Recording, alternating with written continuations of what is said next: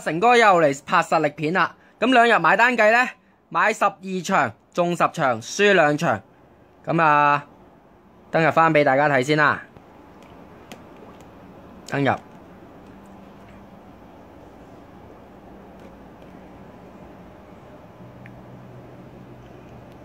輸入啦。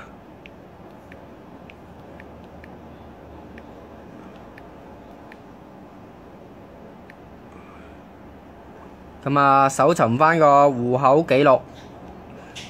OK， 咁擺低先，因為單手操作。咁呢，成哥呢順便會喺度教埋大家點樣分一個賣料堅定流啦。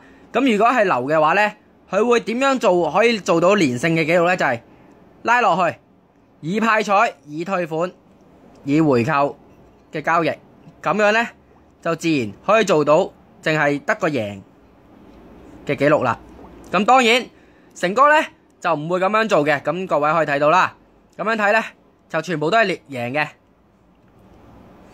咁當然，成哥呢有實力，當然拍嘅記錄係所有交易種類、所有顯示種類、所有。咁啊，當然啦，撳落去。咁啊，呢條過關係輸嘅，咁我哋拉到最低睇啦。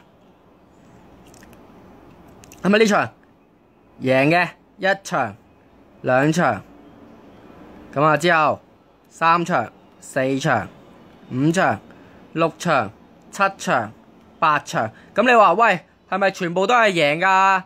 你係咪造假啊？其實唔係，有輸嘅，見唔見到？咁啊贏，咁啊當然都係有輸嘅，可以見到輸同贏嘅記錄一樣有。咁啊輸啦，贏，輸，贏，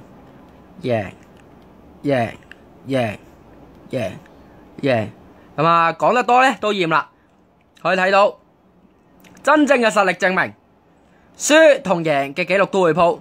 咁你話可能有人就話喂，如果你覺得我講嘅嘢唔夠中立，可以嘗試下扮裝任何一間會，咁叫佢即時拍翻條片，叫佢登入埋俾你睇，再睇埋佢嘅投注記錄。咁我夠膽喺度保證，冇一間賣料夠膽做。